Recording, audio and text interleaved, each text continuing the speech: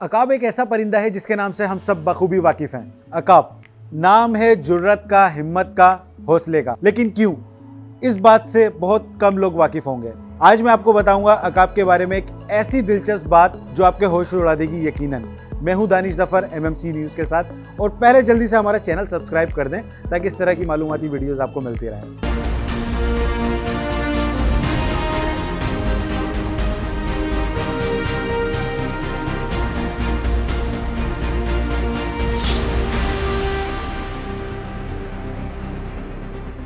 अकाब एक ऐसा परिंदा है जिसकी एवरेज लाइफ तकरीबन 70 साल होती है, लेकिन जब अकाब 40 साल की उम्र पर पहुंचता है तो उसको एक मसले का सामना करना पड़ता है। और मसला ये होता है कि उसके परों का वज़न इतना ज़्यादा हो जाता है कि उसके लिए परवाज़ लेनी मुश्किल हो जाती है। उसकी चोंच शिकार करते करते इतनी टेढ़ी हो जाती है कि अब उसके लिए शिकार करना मुश्किल हो जाता है। उसके पंजे इतने कमज़ोर हो जाते हैं कि अब वो शिकार पर झपट नहीं सकता, उसको उठा नहीं सकता, उसको नोच नहीं सकता। ऐसे में अकाब के सामने दो रास्ते होते हैं। एक होता है मायूसी और बेबसी का रास्ता, अगर वो उसको अपना ले और शिकारी के हत्थे चढ़कर अपनी सारी ज़िंदगी किसी पिंजरे में गुजार दे। दूसरा रास्ता होता है जो तकरीबन हर अकाब अपनाता है। वो अपने माहौल में, अपने इर्द गिर्द में कोई ऊंची और महफूज जगह ढूंढकर उसको अपना ठिकाना बना लेता है और सबसे पहले अपने परों को नोच नोच कर अपने जिस्म से अलग कर देता है। उसके बाद अपने पंजों को घिसकर अपने जिस्म से अलग करके तोड़ देता है और अपनी चोंच को उस सख्त हिस्से से मार मार के अलग कर देता है अपने जिस्म के साथ। और इस शिद्दत वाली, दर्द वाली कैफियत से गुजरते हुए अकाब बिल्कुल भी हिम्मत नहीं हारता, अपने आप को लहूलुहान कर देता है, अपने परों को नोच कर अलग करके फेंक देता है। क्यों? उसकी वजह यह होती है कि अकाब को पता होता है कि ये मुश्किल वक्त वो गुजारेगा लेकिन आगे चलकर अपनी ज़िंदगी को आसान कर लेगा, अपनी उड़ान फिर भर सकेगा और अपनी ज़िंदगी को फिर अपनी शर्तों पर जी सकेगा। ये प्रोसेस चलता है तकरीबन 4 से 6 महीने तक, और 4 से 6 महीने के बाद जब उसके नए पर उसको वापस मिलते हैं, उसकी चोंच दोबारा उसकी आ जाती है और उसके पंजे वापस निकलकर उसके जिस्म में अपनी जगह बना लेते हैं। तो अकाब 4 से 6 महीने के इस दर्दनाक प्रोसेस के बाद जब पहली उड़ान भरता है तो उसकी उस उड़ान के अंदर जो घमंड, जो फ़ख्र और गुरूर होता है, वो देखने से ताल्लुक़ रखता है। हमने मिसाल दी अकाब की। अगर हम देखें अपने आप को, हम हैं अशरफुल मखलूक़ात, लेकिन क्या हम उस अकाब की हिम्मत तक नहीं पहुंच सकते जो इतना मुश्किल वक्त, इतना मुश्किल फ़ैसला करके गुजारता है और आगे के अपने 30 साल अपनी शर्तों पर जीता है, अपनी उड़ान को महफूज बना लेता है। हम इंसान अपनी मायूसी, नाउमीदी और दर्द का रोना रोते रहते हैं। हम इंसान अपने वक्त पर कोई मुश्किल फ़ैसला नहीं करते, बल्कि हम डर जाते हैं उस वक्त से कि हमारे ऊपर अगर हमने मुश्किल फ़ैसला कर लिया तो मुश्किल वक्त किस तरह सामना करेंगे, और आंखें बंद कर लेते हैं हम आने वाली मुश्किलात का सामना करने की बजाय। जंगल में सुबह जब शेर जागता है तो वो सोचता है कि अगर आज मैं तेज़ नहीं दौड़ा तो आज मैं भूखा रह जाऊँगा। हिरन जब जागता है तो वो कहता है कि अगर आज मैं तेज़ नहीं दौड़ा तो मैं मारा जाऊँगा। हिरन अपनी मजबूरी का रोना नहीं रोता किसी के आगे, शेर के जुल्म का रोना नहीं रोता। वो ये नहीं कहता कि मैं मजबूर हूँ, मैं मोहताज हूँ, मैं शेर का दर्दनाक सामना किस तरीके से करूँगा, बल्कि हिरन अपने हौसले के साथ अपनी ज़िंदगी गुजारता है, अपनी बच्चों का पेट पालता है और उसी तरीके से अपनी ज़िंदगी गुजारता है, फिर रात को सोकर फिर सुबह उठता है।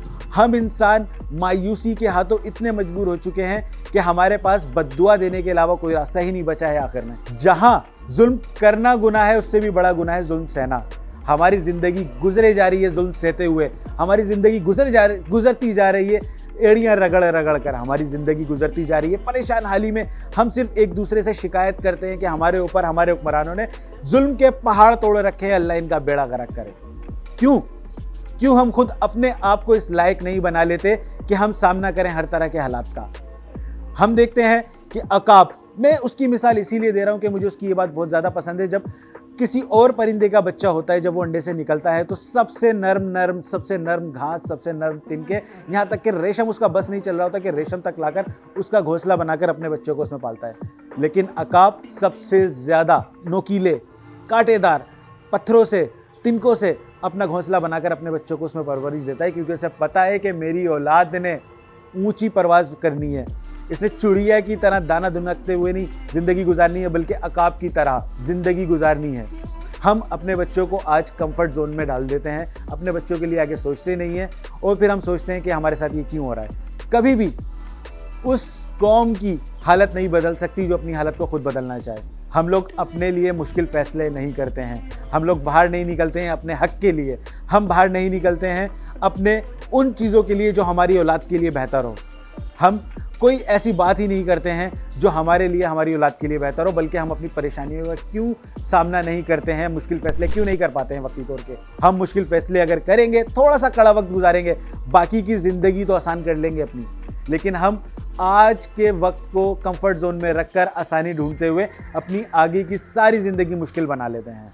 हम आज पढ़ाई के मैदान में, तालीम के मैदान में, हम अमली ज़िंदगी के मैदान में बहुत पीछे होते जा रहे हैं क्योंकि हम मुश्किल फैसले नहीं कर रहे। हम मिसाल दे देते हैं कि तुर्की ने किस तरीके से इनकलाब बर्पा कर दिया। हम मिसाल दे देते हैं उन 313 मुसलमानों की जो 1000 काफिरों के ऊपर गालिब आए थे। लेकिन हम ये क्यों नहीं सोचते कि किस तरीके से इन लोगों ने अपने मुश्किल वक्त पर एक कड़ा फैसला किया था।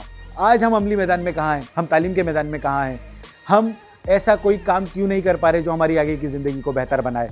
क्या सिर्फ हमारा काम यही रह गया है कि सोशल मीडिया के ऊपर हम तनकीद करते रहें और अपनी बेबसी का रोना रोते रहें। हम अब वो कौम बन के रह गई हैं कि हम ढूंढ रहे होते हैं रोज़ाना सोशल मीडिया के ऊपर कि कहाँ पर कोई मुश्किल आई और उसके पीछे कोई तराना लगाकर हम अपना हक पूरा कर लेते हैं, अपना फ़र्ज़ से दस्तबरदार हो जाते हैं कि हमने अपना फ़र्ज़ पूरा कर लिया और सोशल मीडिया पर हमने कोई पैगाम आगे पहुँचा दिया और हमने आगे ही पैगाम पहुँचाकर ये समझ लेते हैं कि इससे दुनिया बदल जाएगी। इससे दुनिया नहीं बदलेगी बल्कि हमारी ज़िंदगी मज़ीद अबतर होती जाएगी। हमें ज़रूरत है इस वक्त तालीमी मैदान में इतनी अच्छी तरीके से परफॉर्म करने की, इतनी अच्छी तरीके से कि हमें आगे के चलकर हमारी आने वाली नस्लें बुरा ना कहें, हमें वो बुरे अल्फाज में याद ना करें कि हमें ग़ुलामी की ज़िंदगी देकर चले गए। वो हमें इस तरह से याद ना करें कि हमने अच्छे फ़ैसले नहीं किए, इस वजह से हमारी औलादें आज बुरा वक्त गुजार रही हैं। ये सब ज़रूर सोचिएगा कि किस तरीके से अकाब अपना 4 से 6 महीने का मुश्किल वक्त गुजार कर अपनी आगे के 30 साल महफूज कर लेता है। तो हम इंसान होकर क्यों नहीं करते हैं, सोचने की ज़रूरत है। मैं हूं दानिश ज़फ़र MMC न्यूज़ के साथ। हमारी हौसला अफजाई के लिए हमारे चैनल को सब्सक्राइब ज़रूर कर दें। शुक्रिया।